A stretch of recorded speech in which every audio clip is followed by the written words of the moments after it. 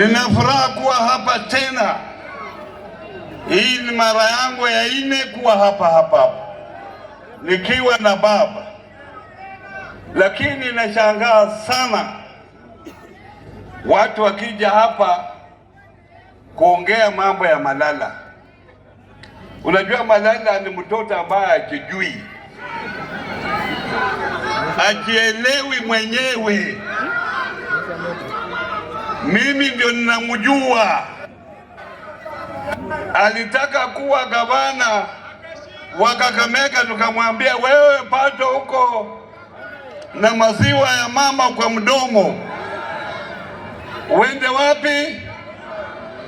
Yeye hajui,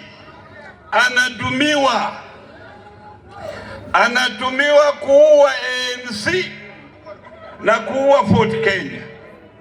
Waingie kule wawekwe kwa box. Wakifika 2027 sasa hakuna ANC, hakuna Fort Kenya na UDA kila mahali. Na sisi tunataka aende hivyo hivyo, tukutane na yeye Mungu akijalia wakati huo. Tuko pamoja. Mimi nimekuja hapa tena Migori. Kwanza watu wa Migori mlipiga kura vizuri sana kwa wale wabunge wote wa MCA na mkapiga kwa baba.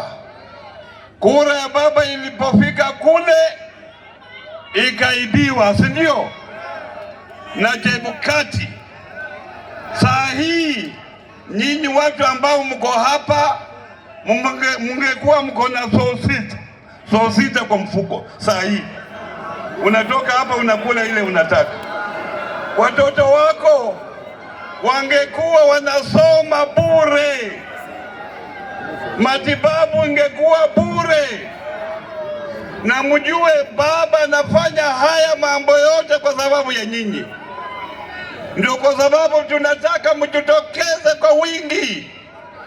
Ni maandamano, si tarehe 20 na kilele ya maandamano. Maandamano ilianza jana. Tunataka tukitoka hapa tusikie hapa tuna maandamano ambayo inataka bei ya karama ishuke chini. Na mimi nimesikia tuna wabunge kadhaa hapa Migori ambao wanasaliti papa. Na nyinyi mnaona sisi watu wa Western, sisi wote tuko nyuma ya baba. Si mnaona? Wale wabunge ambao wanasaliti papa muwapeleke wapi? Muwapeleke wapi? Na ule Kindiki niliambiwa yeye amesomea sheria. Sijui amesomea sheria yake wapi. Wakati alitolewa kama kuwa deputy speaker, alikuwa anasema tuna dikteta katika nchi yetu. Saa hii amesahau hayo. Sasa anasema haya, hiyo maandamano tuone. Na hakuna sheria yoyote ambayo sisi tunafunja. Maandamano iko katika katiba yetu. Kwa hivyo sisi tunataka wananchi mjitokeze kwa wingi, mufanye maandamano mahali mupo, na hiyo maandamano hiyo ya amani. Nione wale wataungana na baba kufanya maandamano. Mungu awabariki.